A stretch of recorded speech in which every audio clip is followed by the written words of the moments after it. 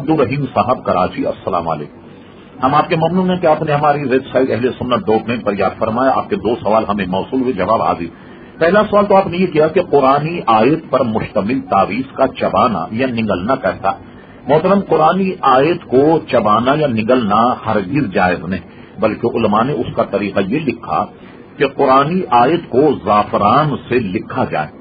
جس آیت کو گویا نگلنا ہو یا پیٹ میں پہنچانا مقصود ہو، اس آیت کو زعفران سے باوضو ہو کر کے اسے لکھا جائے، اور لکھنے کے بعد اسے پانی میں گھول کر پانی پیا جائے۔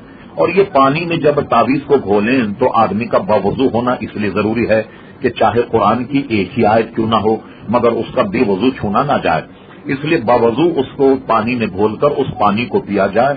جو کاغذ بچ جائے اس کو اسلامی طریقے پر ٹھنڈا کیا جائے۔ بے عین ہی اللہ کے کلام کو کسی کاغذ پر لکھ کر اس تعویذ کو چبانا یا نگلنا ہرگز جائز نہیں۔